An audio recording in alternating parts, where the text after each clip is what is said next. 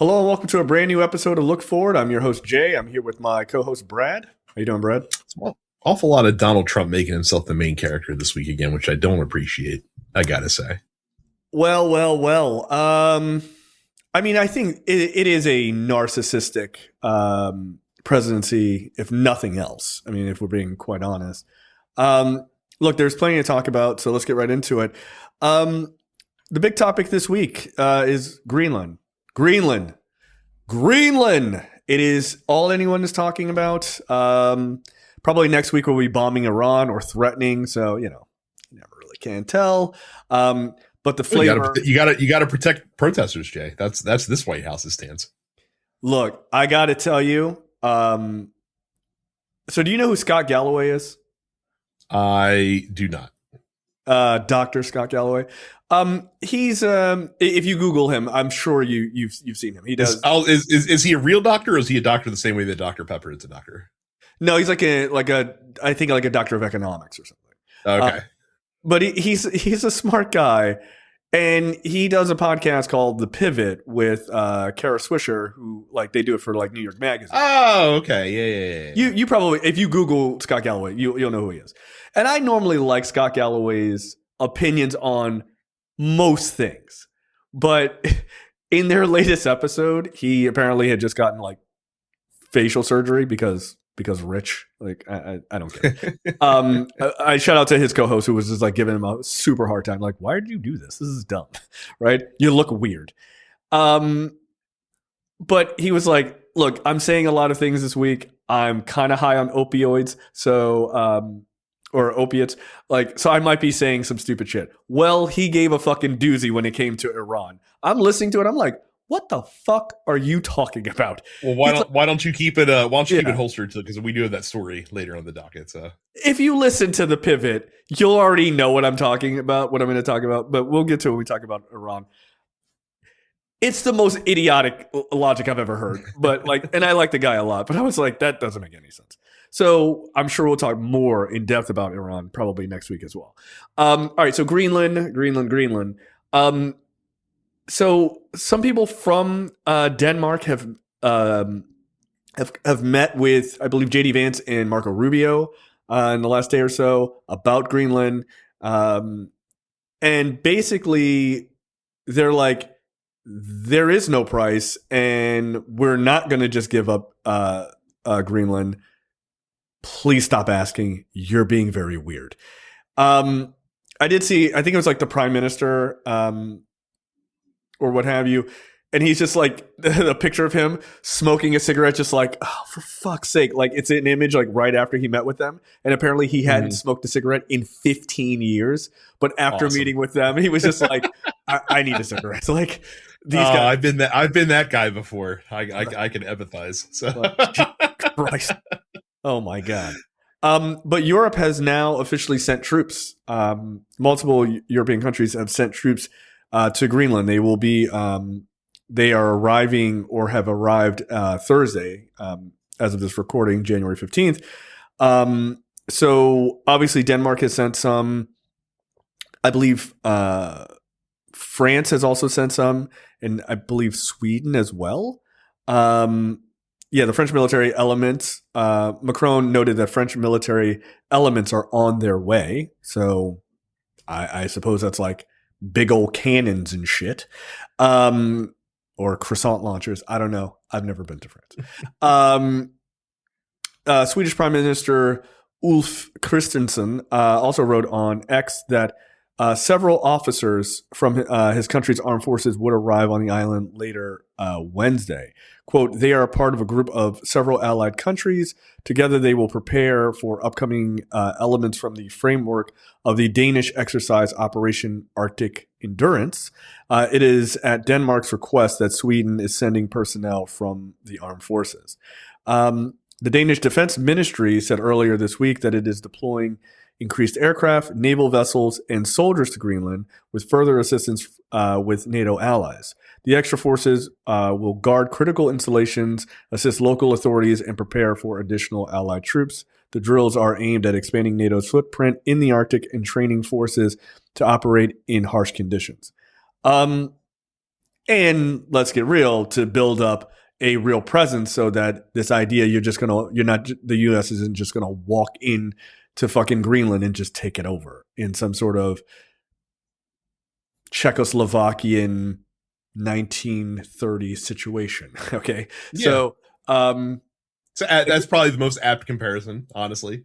Yeah. Like people are going right to the, well, actually, no, you're going to the Nazi thing too. Honestly, this seems more like a Soviet Union style kind of takeover that the United States wants to kind of pull off here.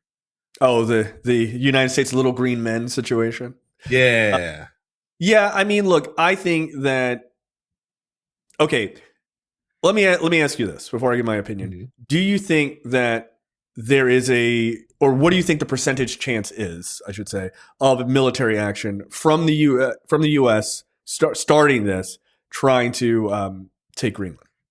Who the fuck knows, man? Like, I have to believe that even Marco Rubio, who left his spine in the Senate when he took the gig that he currently has, he didn't have it in the Senate. That's true. Would try to be the guy in Trump's ear to tell him like this is an abnormally bad idea to take any kind of military action against our allies. Yeah. So like if there is any serious people around him, or even have serious people around him, I think the odds are pretty low. I think he's doing a lot of. So I will say that unfortunately because he has never been kind of like slapped down by people in this position as president. Like he kind of does the same thing that he does when he does business, where he like takes the most audacious stance possible. Mm-hmm. so that it kind of like, because his stance is so insane, like he might get a better deal than what he would if he came to the table as like a good faith actor in any kind of like bargaining situation. So like I think that's probably most likely what is actually happening here is he's gonna be aiming to secure some kind of deal, whether it's fucking minerals that he wants or whether it's establishing like a greater U.S. military presence. There's already a U.S. military base in Greenland, so like I don't really know what the fuck more you could do there or something like that. I do feel like a lot of this stuff is bluster. I don't think he would be stupid enough to get into a conflict with him. But then again, he's a fucking 80-year-old man with dementia, so who the fuck knows? Right. Who can't stay awake during any meeting or press event? Yeah, So I guess I put the odds at actual military action from the U.S. 20%, right? Which again is 20% way too high for my taste, to be honest.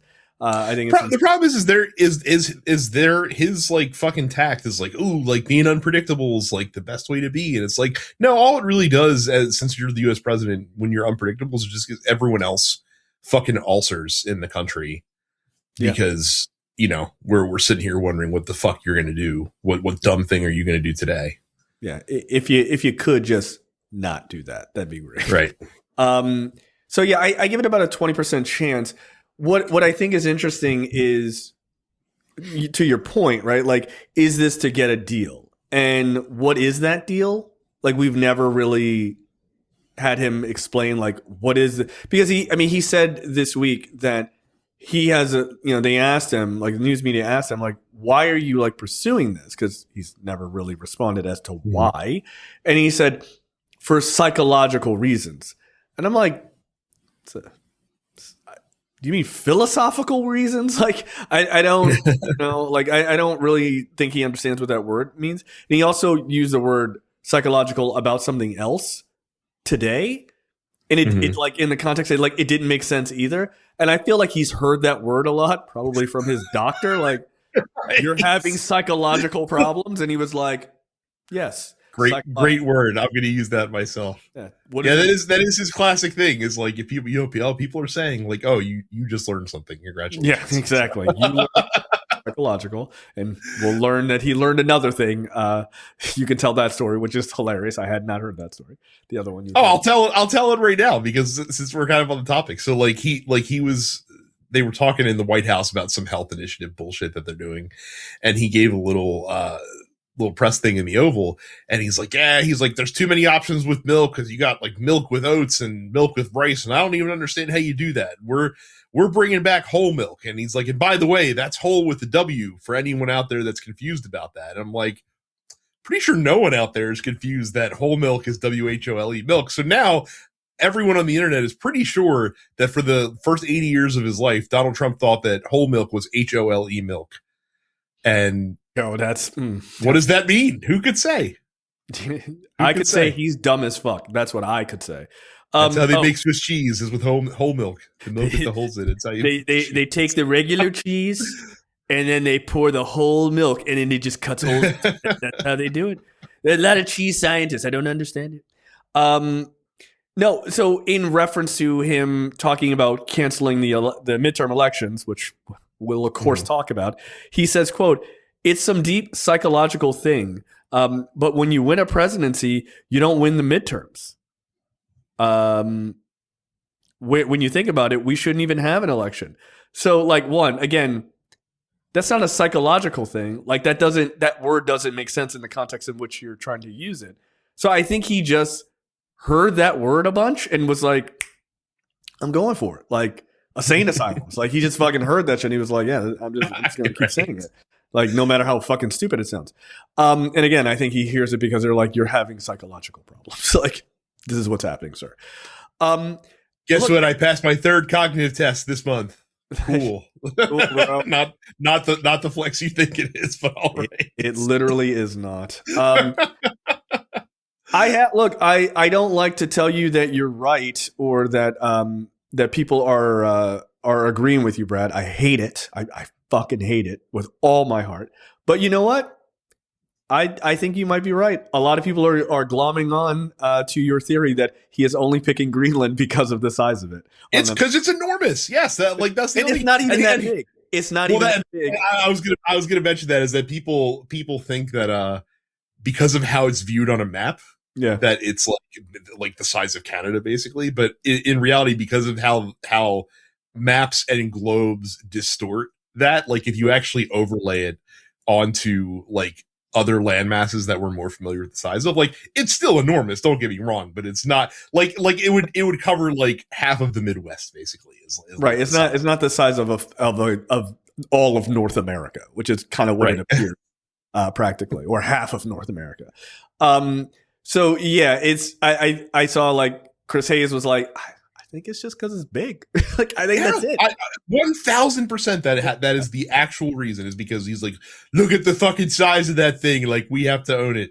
Yeah, and then we can rename it Trump Land. I love the interviews with people or Greenlanders. They're like, why the fuck would we want to be a part of the United States? They're like, I mean, fucking fair point. Like, 100%. I mean, you know, they talk to some of the politicians in Greenland and stuff like that, and they're like, the United States doesn't even have a welfare system that could support Greenlanders. Like, they don't have universal health care. They just don't have those things. Like, why would they choose that? Like, it doesn't make sense.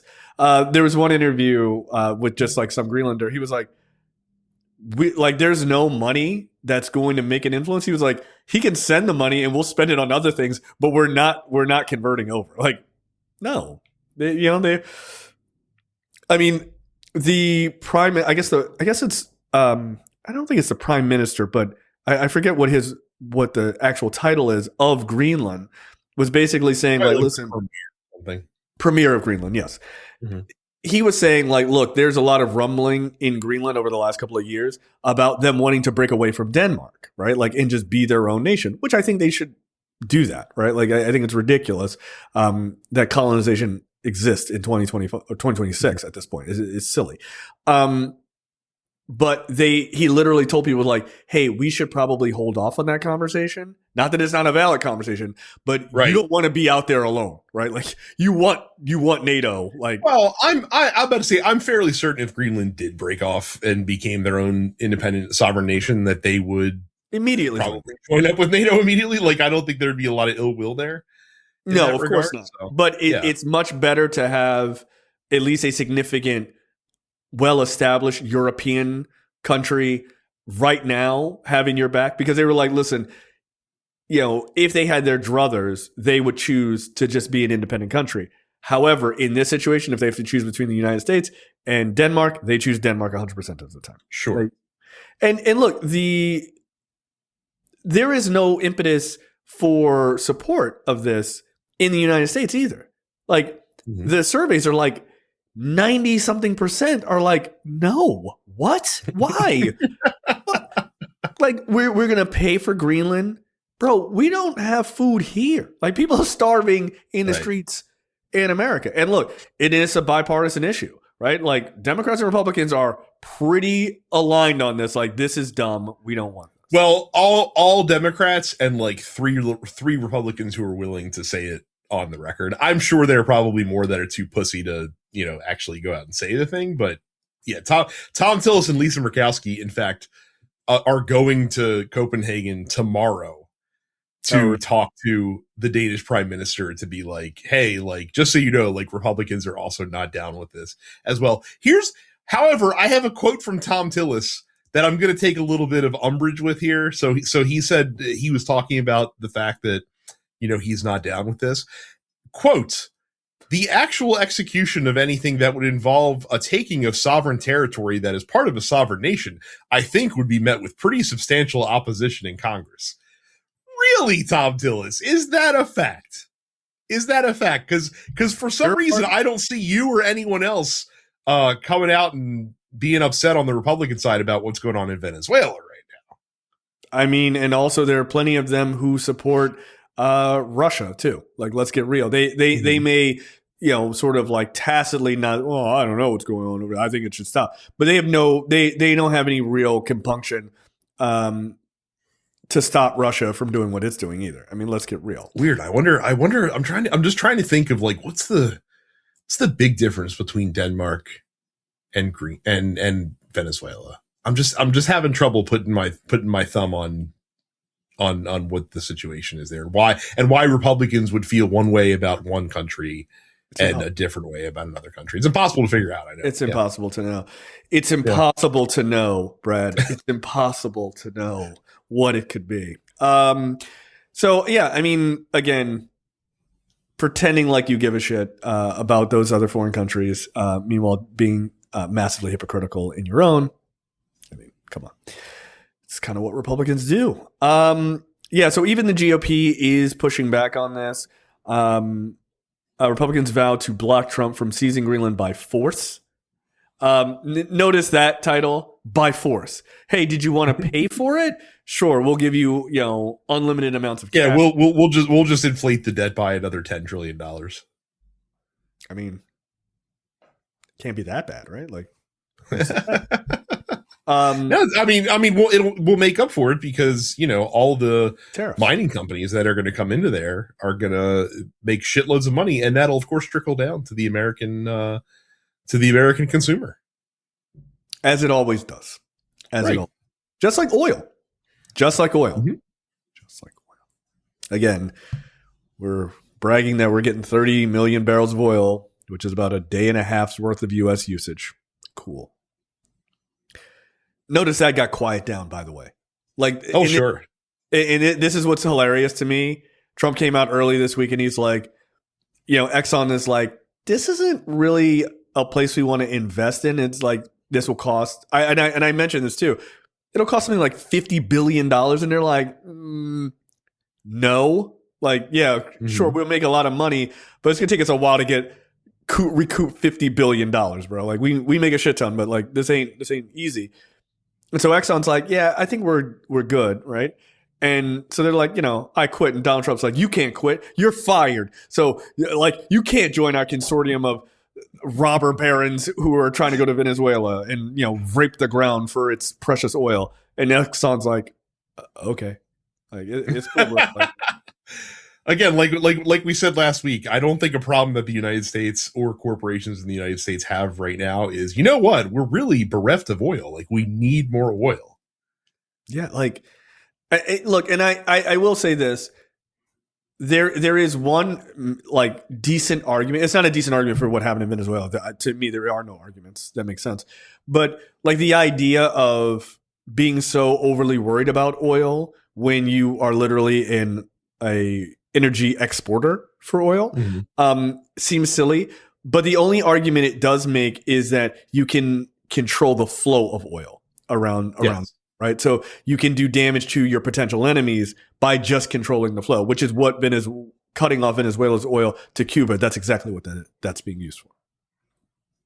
And right? and China as well. Like there's definitely a aspect to that too. And honestly, like, that doesn't make it right. If it does not make it right, but if they had like led with their chest as that being the reason, like, hey, Venezuela's not playing ball, like Maduro's blocking us, this other thing, doesn't change that like abducting the head of state from a sovereign country is like wildly illegal, and how the fuck did you do that and think that you could get away with it?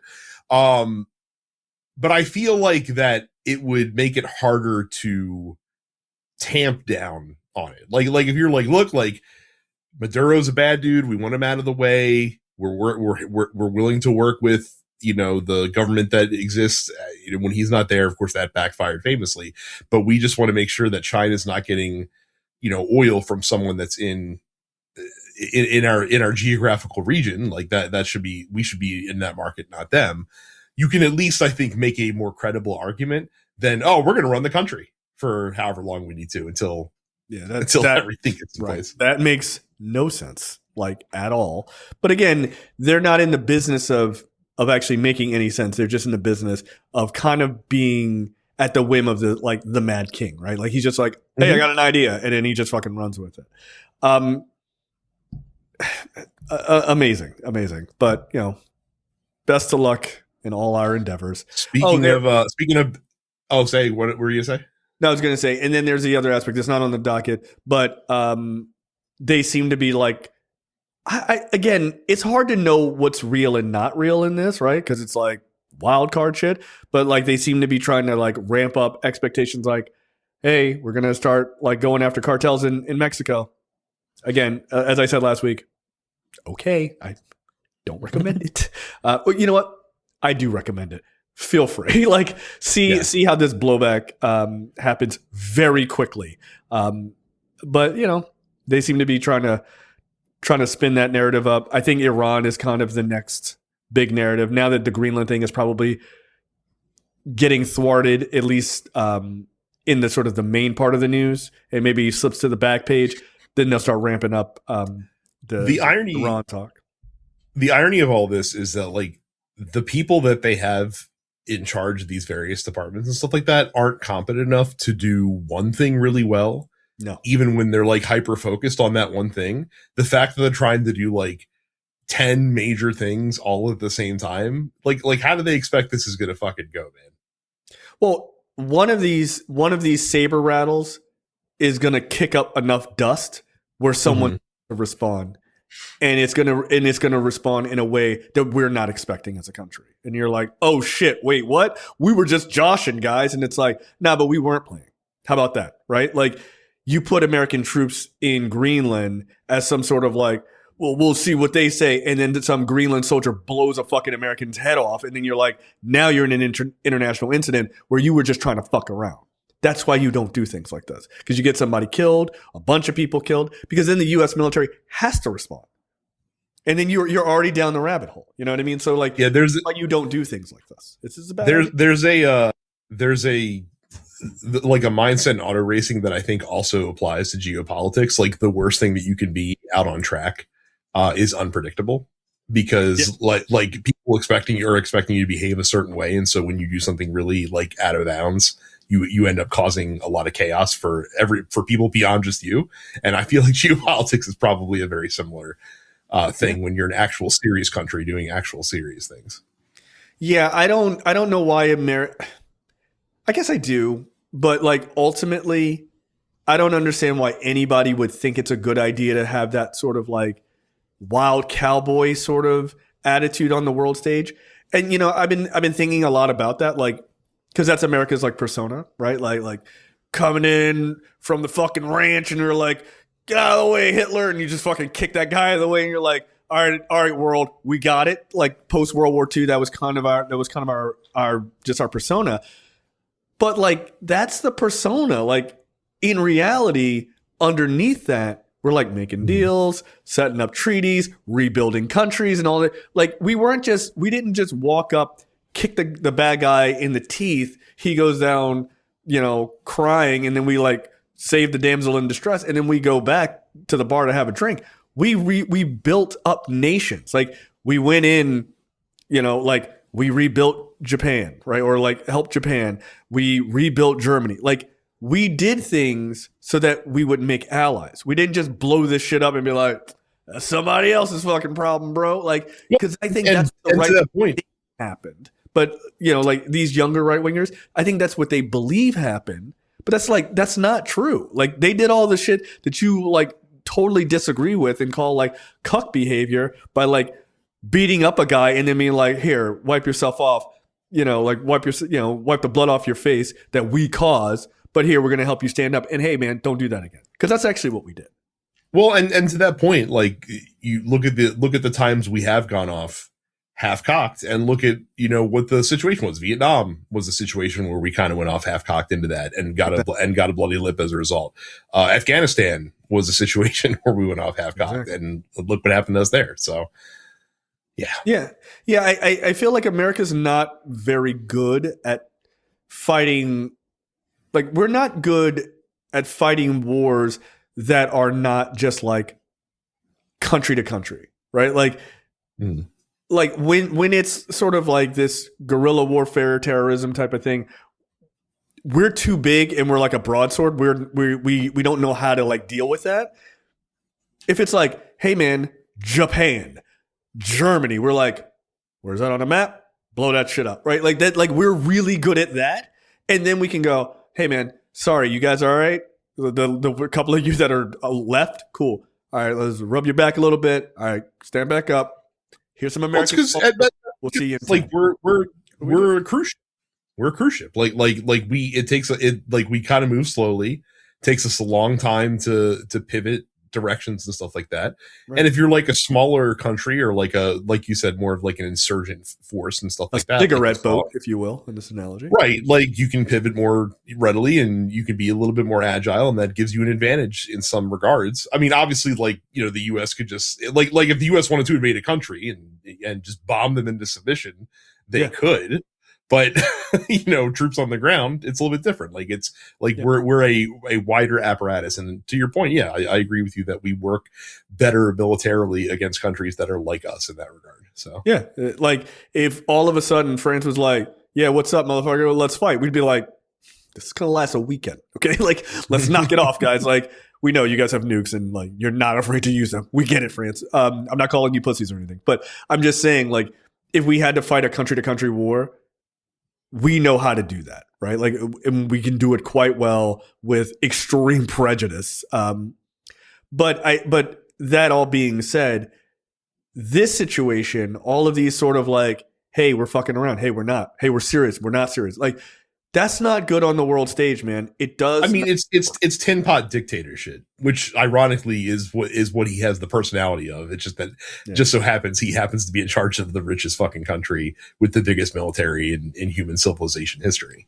Not a good combination, I would argue. Yeah, we shouldn't have done that. like that guy should be president of like Barbados. Like, I'll get you. Like, all right, Barbados, we're scared. Like that guy, fine. Like, let him scream and shout. Like, it's cool. I would love to see him go hang out with his BFF in North Korea. Like, they can run the country together, and then we'd never have to hear from him again because of how their media works. That'd be so cool. Whisper of a dream.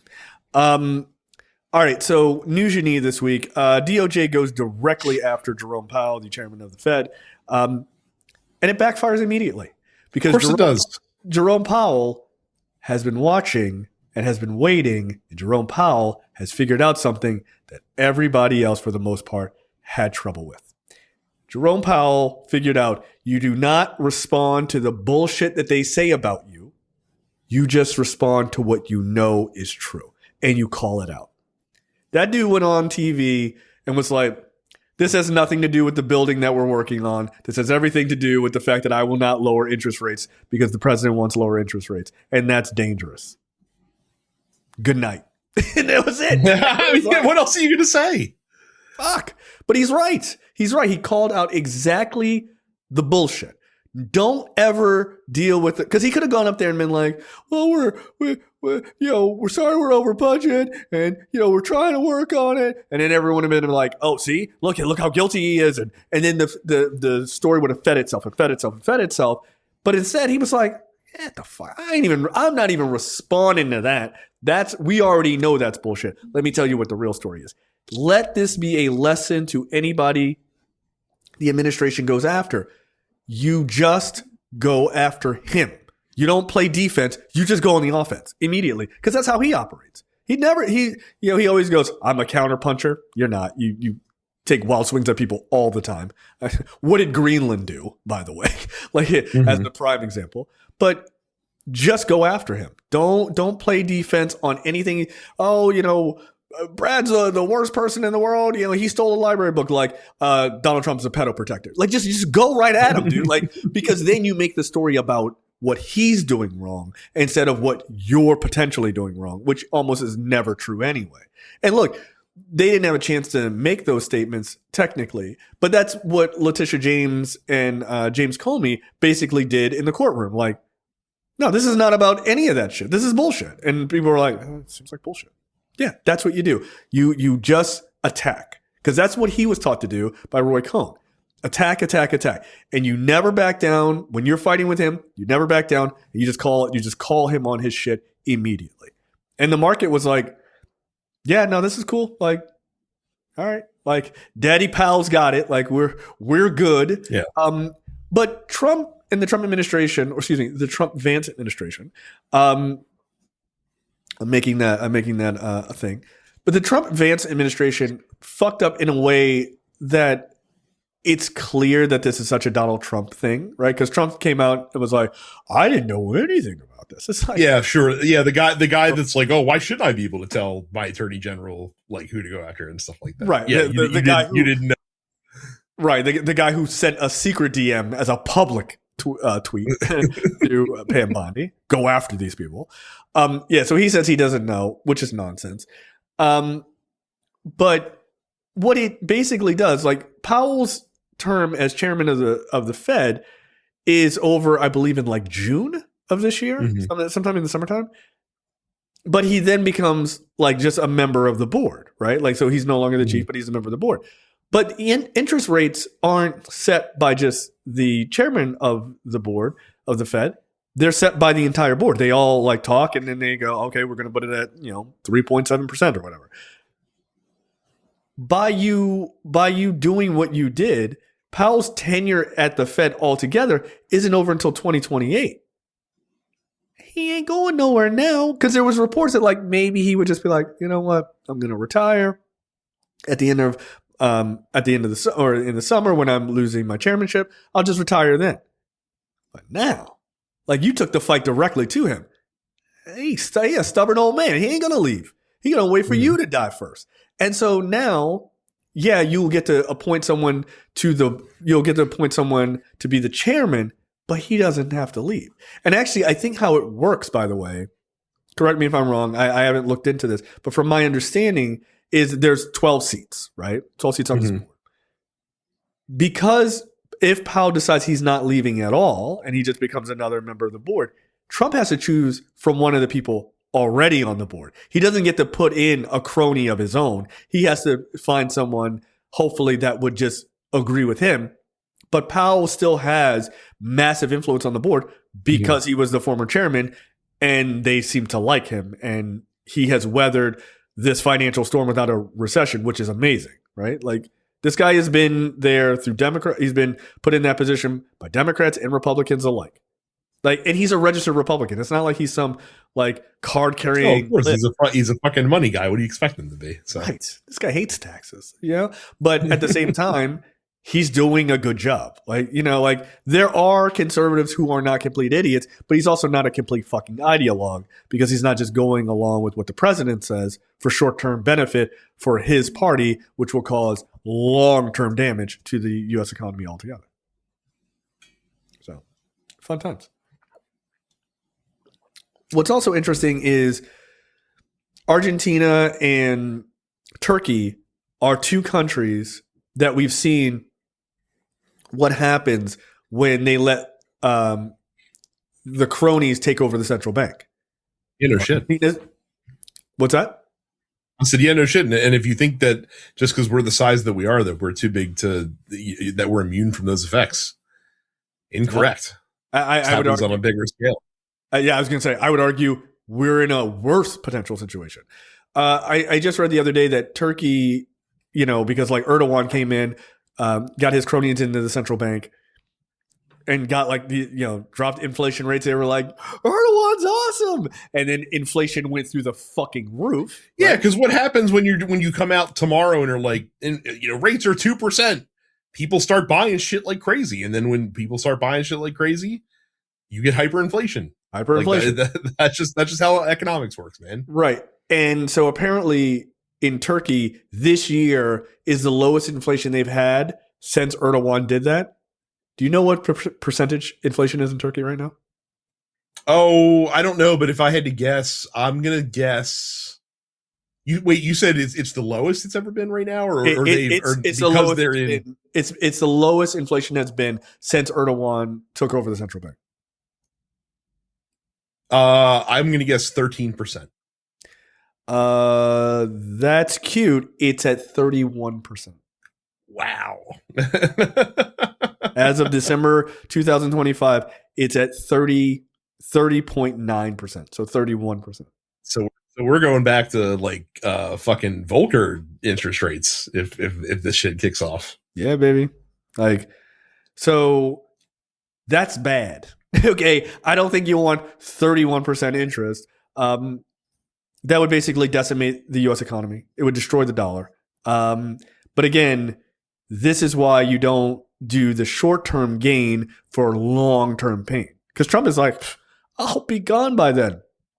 Now, that inflation will hit way before you're into your 40s.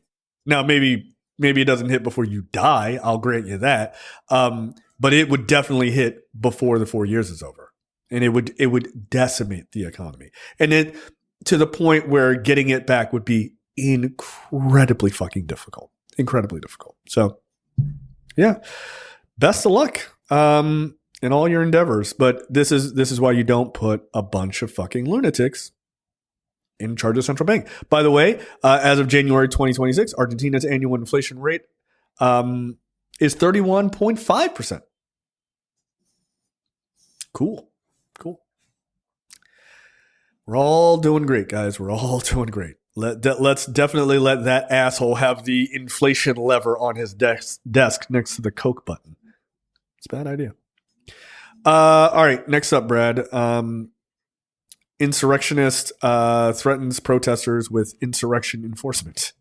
It's great. Yeah, so basically, we talked last week, of course, about the murder of Renee Good by ICE in an incident that was completely escalated by them and that they're at fault for. Of course, the administration's response to this happening has been, well, we're going to fucking quadruple down on this shit and really go around, start cracking skulls. And there's some outrageous stories that you see out there against immigrants and non-immigrants alike. Yes. That's happening in Minnesota. And the theory is that the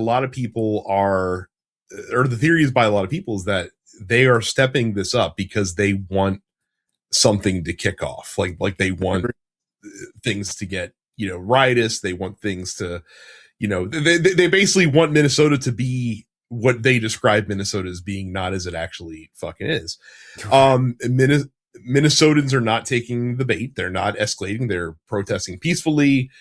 They're mocking ICE agents for slipping and sliding on the slippery Minnesota roads that we see because of snow and stuff like that right now.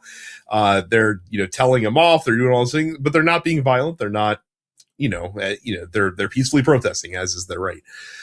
So Trump's new thing is now he's threatening to invoke the Insurrection Act so that he can send in the military into Minnesota to really step things up that much further. So, you think he does it? I think he'll try. So, yeah, I mean, there's going to be pushback if it happens, but. Mm-hmm. Oh, definitely. I mean, I think they are, and this sounds really morbid and fucked up. I think they're just waiting for an ICE agent to get killed. I think that's what they're waiting on. Yeah, or to get shot. Right to get seriously assaulted in some way, shape, or form. Absolutely. Look, I don't want that to happen. I know everybody's like, oh, they should fucking I get it. Look, I'm also like that to a large degree, right? But I understand what the ramifications are. This is not a fucking TV show. We actually had a really long conversation in a preview episode for Black and Black Cinema that released today about the implications of the killing of Renee Good. And Tiara was on there and she was like, look, I think people think that these are like episodes of a television show. Like, hey, you get a physical response back from the citizenry and they shoot a nice person and it's like next time on fucking America. It's like, no, dude, if they kill somebody or they hurt somebody in ICE, the country becomes a different country immediately. And it's hard to close that lid once it's open. It's really hard. I mean, Kristi Noem literally had like a fucking Nazi slogan on her podium the other day. That basically it said one of yours, all of ours, basically alluding to, I don't remember what the actual like Nazi slogan was specifically, but it was alluding to a slogan that the Nazis used that basically said like, hey, like one of our people is worth like all of your people. So if something happens to like one of our folks, like we're going to fucking come down on you like a fucking torrent, essentially, as if they aren't already right now. But I mean, like to your point, like if something were to happen to an ICE officer, I'm pretty sure a lot of these fucking, cowboys that don't have proper training that, aren't that like I said last week, are police and military washouts or not even good enough to get in there in the first place. I can only imagine what that would look like. I mean, you already have like people, ICE agents on video, like getting into it with citizens, and someone's like hawking their horn at them, and you see an ICE agent like go up to their car and like, didn't you learn what happens last week? Like if you do this kind of stuff, like it's just like. But yeah, by the way, these are the people that. Yeah. By the way, that one of yours, all of our, or one of ours, all of yours. No, that's not like a Nazi statement. It's literally verbatim. It's literally verbatim what they would say. So, yeah, it's ironic. It's ironic because Minnesota is not acting the way that the administration's alluding to. Bringing the military there would almost be like it's not a better situation, but they would at least be fucking professionals. Like that know how to act professionally. That's true. You know what I mean? So there's also, I don't know if you saw this story. I saw a blurb about this today. So in ICE recruitment, they use AI because why not, right? So they use AI to basically kind of silo new recruits, right? So what they do, I'm sure this is probably Grok or some other fucking dumb shit. If you have police officer training, then you only have to do like a 4-week or shortened or like a 4-week training that you can like do online, right? Because you've already done all the training. Like, hey, I was a cop. I know how to shoot a gun, yada, yada. If you don't, then you have to do this longer training. Like you got to do like an in-person 8-week thing. By the way, it should be way longer than that. Okay. 8 weeks is fucking insane. But they want to get they want to like turn over and get as many chuds out there as they can, right? Well, they use AI to do the siloing. They would get the information, people would, sign up or whatever. They would, feed their resumes into AI, and then they would put them in whatever silo. The AI was only marking if it said officer, not police officer experience. So it was labeling a bunch of people who were like, they were compliance officers. They, quote, wanted to be a police officer. They would write that on their resume at some point. But it was like, it says officer. So they would say, oh, well, you can just do the online training for a couple of weeks, and then they just send you out in the field. These people don't have experience in like not potentially knowing how to wield a gun, not any potential on like, lowering the temperature and all the other things that cops are supposed to understand. And they just sent out a whole swath of new recruits out as being, according to AI, these already pre-trained officers. Cool. Yeah. Neat. Yeah. So this is what we're doing. Yeah. By the way, and now he's talking, and now he's threatening sending them back into like California and New York again, as well. Because again, this is the fear tactic. Like they want to sow as much FUD as they can in these liberal cities that don't go for him, to try to have those populations live in fear, essentially. Yeah, absolutely. Please don't hurt these guys. Like, just don't. Like, if you're out there, don't, because it is much like the, inflation rate thing. It is a short-term positive feeling you're going to have, like sticking it to the man, and it is going to cause long, multi-year damage to the country. It will. And I'm not saying these guys should get away with what they're doing. They don't have immunity and all this other bullshit that Stephen Miller has been saying. But please don't. And I know it is the easiest reaction to have, that these guys should physically pay for the shit that they've done. And they should. But don't do it. Don't. You have to be better than them. And I look, because it sounds like some like when they go high, when they go low, we go high type of shit. I don't want innocent people getting shot in the streets. That's all I want. That's all I don't want. No, and again, like there is a way for justice to be served, but it's going to take time. Unfortunately, it's not going to happen while dipshit is in office. But right, I'll tell you this: any Democrat that's going to get my support had better be fucking like, hey, we're gonna fucking prosecute these assholes that are doing this stuff, and also like we're gonna look at abolishing ICE or defunding ICE, however the fuck you want to say. Just zero it out. If they can do that with the Department of Education, zero out ICE. If you could do that with USID, zero out their budget. Again, a reminder that it's not as if ICE is this long-standing institution. It's not. That in this country, ICE is probably younger than most of the people listening to this podcast. Oh, undoubtedly. Yeah. So, I just, we talked about that on the show last night too. I said, listen, as far as I'm concerned, my dream candidate, their policy for 2028 is get them. That's it. That's it. Mm-hmm. Just go in and kick the shit out of these people and start putting like boots to asses. Hey, you committed a crime? That's cool. You're going to jail. Hey, I'm in the administration and I didn't get pardoned. Welcome. Come on down. Guess what's happening to you? And like, that's it. Like, just, we're not playing any games. We're not being nice. Oh, you're mad about weaponizing the Justice Department? Guess what? We're weaponizing the shit out of the Justice Department because that barn door is already open. We'll close it when we're done. But for right now, we're going to work. And that's what you should do. Like, you broke it. We're going to fix it using all the fucked up shit that you broke. We're going to weaponize the shit that you did against you. And they should. And the Democrats should not be afraid to say that. Sorry. Nope. But yet you have plenty of Democrats out here, even fucking Jacob Fry, who, made headlines because, he went in front of a camera and literally said like to ICE, like, get the fuck out of our city. Yeah. Even he's like mealy mouthed up there, like, well, no, I don't necessarily think that ICE should be abolished. And this or the like, dude, like, say that shit. Come on, man. Say that shit. Yeah. Abolish ICE.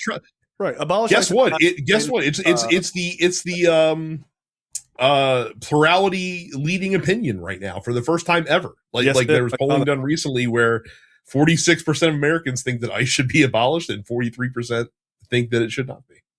Look, I'm gonna tell you right now, that number is going to go up because I hate to say this, but Renee Good, while a white woman, and that matters a lot, it does matter a lot. And if you don't think it matters a lot, what is today your first day in America? It matters a lot. She is a lesbian. And so they othered her using that. That's what Fox News kept saying. Oh, did you know? Did you know? Yeah, like, it's okay to kill her then. Like, it isn't. That's fucking disgusting.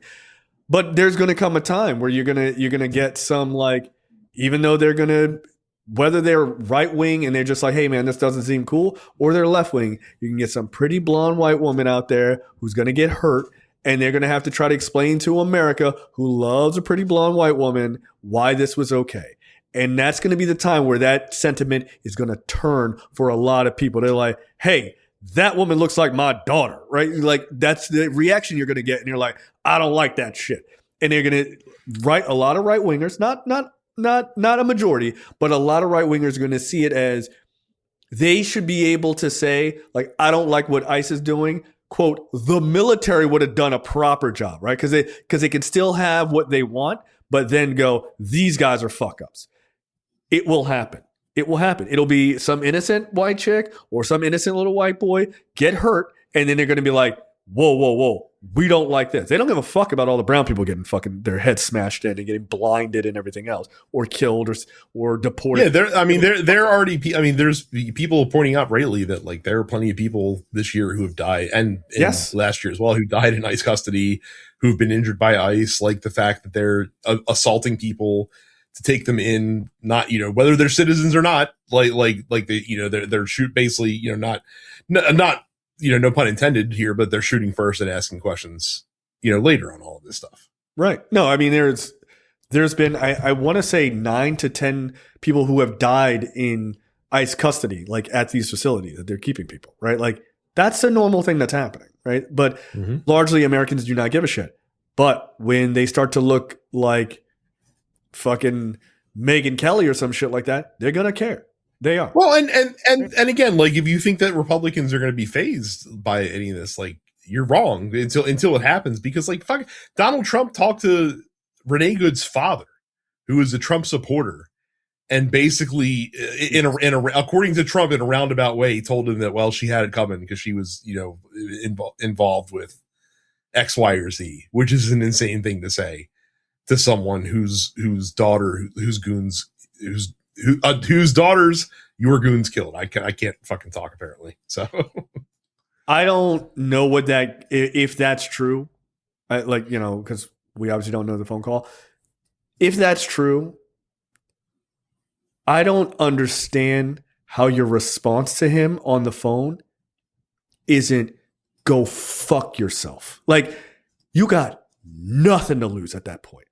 You got nothing to lose. Dude, can you imagine if the president of the United States called you and was like, hey, your son got killed by ICE. But he kind of deserved it. So, you know how I roll, bro. I'd be like, if I was standing next to you, I'd break your fucking jaw. Like, that's what I would just say that shit. And then I would have a press conference and I would tell people I said that shit. Like, I cannot imagine being like, okay, sir. Like, dude, on what planet? On what planet? What do you have to lose? You lost your kid.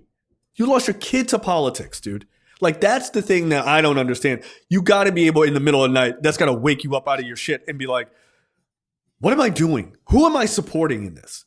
My daughter. I know my daughter. She doesn't deserve this shit. You saw the video. You know who your kid is. Yeah, if he didn't tell that guy to go fuck himself, like, listen, I don't know, because he's not commented publicly on it, and because I guess he wants to lay low, which is fine. Like, he's not obligated to come out here and do that shit. But I'm just saying, like, if Trump said some bullshit, some slick shit out of his mouth, like basically she shouldn't have done, I'd have been like, let me stop you right there, homeboy. If you were here right now, I'd knock your fucking head off. Like, what do we even have in a conversation? I mean, like, all that reminds me of is during his first term when he ordered that military mission that in Niger that got a bunch of the service members killed, and hearing about the phone call that he had with one of the parents of one of the black service members that was killed. No, it was the guy's wife. It was the guy's wife. Oh, okay. It was his wife. She was okay. like, I thought what it was the his mom. fuck? Like, what the fuck, dude? Like, nah, man. No, I like the reverence for the office is dead at that point. I don't have much of a reverence for the office as it is now. I mean, look at the ass clown we have in it now. No, but not with that guy fucking sitting in it. I can. But I just cannot imagine getting that phone call and he'd be like, "Kid kind of deserved it." I'd be like, "Yo, are you fucking serious right now?" And then, I'm sure reporters would be like, "Did you talk to the president?" I'd be like, "Yeah, let me tell you exactly what the fuck I said." Yeah, I told him that I hope he invites me to the White House so I can fucking choke him. That's what I like. Hey, when's the UFC? I'd like to fight the president in the fucking outfit. Yeah, look, and he'd be right on. He'd be right on Fox News in the morning, the next morning, talking shit on me because I'd be like, "Yo, I'm gonna let you have it." Like, what was that one fallen soldier whose dad came out with the fucking the Constitution? Yeah, he was just like, bam, there it is, bitch. Like, you don't know anything. Like, yeah, that's the response. I know his last name was Khan, and I want to say Kamal Khan, but that's a Bond villain, so that's not correct. No, it's not. No, it's not. And that's way too close to Kamala Khan, of the comic book character. Not a villain. So yeah, that's crazy. That's crazy. If he'd said that, that's insane. Like I hope that guy's response, if he did say that, was brutal, because it absolutely should have been. Like, you don't let people talk shit about your kid, especially that has died. That's fucking nuts. Next up, over 70 House Democrats backed Noem's impeachment for her, quote, reign of terror. I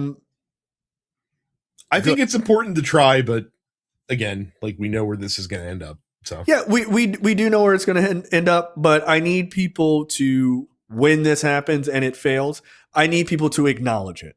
And I need people to acknowledge why it's failing. Because you're often yelling, Democrats, do something, do something, do something. Okay, they're exercising their power to do something. Now, why did it fail?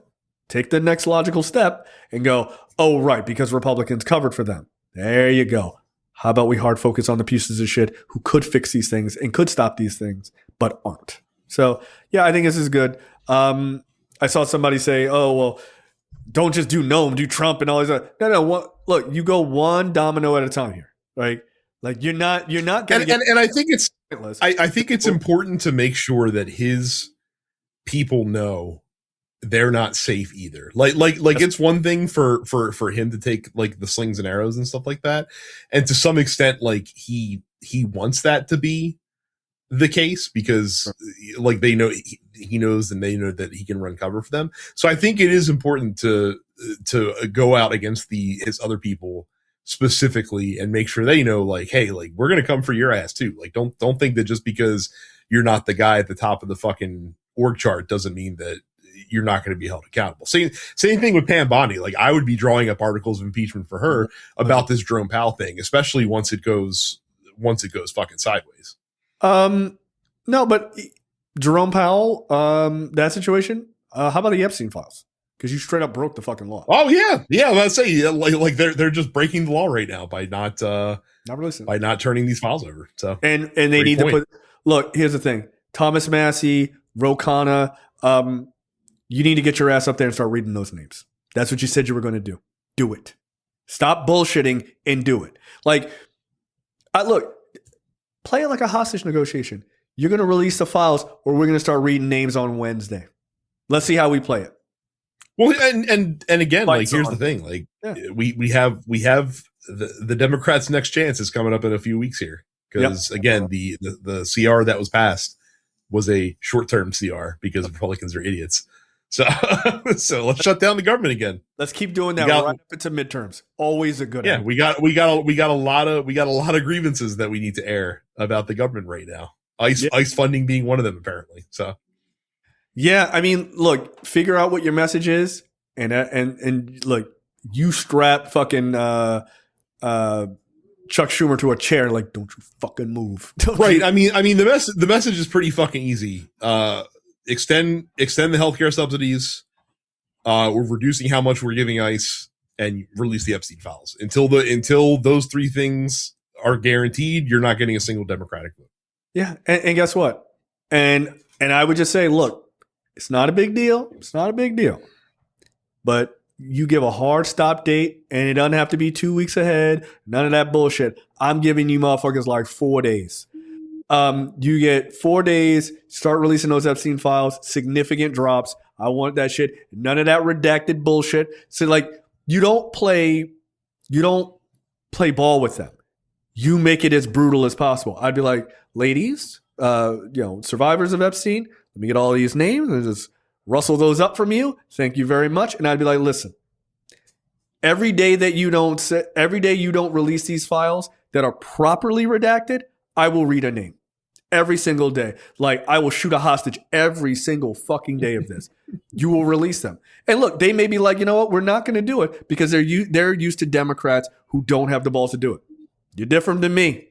I don't give a fuck if Larry Ellison is on there. He probably is. Just starting a random rumor. That guy creeps me the fuck out. I don't give a fuck about him. Fuck him. Him, his son, whoever. Like, just say the names, dude. You got protection. Just say that shit. Did you hear Larry Ellison picked out a very unfortunate name for his boat that he recently Is it christened? Facelift? That guy's a creep. No, it's the thing that now it's important to note that Larry Ellison I think is like a Asia file, basically. Like, of course he is. Yeah. Okay. So there's that. But the name of the boat that he chose was Izanami, which is like a legit Japanese thing. Okay. But then he undid it because someone pointed out to him that Izanami, if you read it backwards, is I'm a Nazi. So Perfect. So he's like, whoops. Sorry about that, guys. Our bad. Yeah. No, I would play it like a hostage negotiation situation. I would just be like, yeah, no big deal, bro. Like, it's no big deal. I would just absolutely be like, I'm just going to read the names. You figure out what you want to do. It's cool. Don't even worry about it. By the way, we're going to still drag your ass in court. It's cool, but I'm going to read the names. You got 3 days.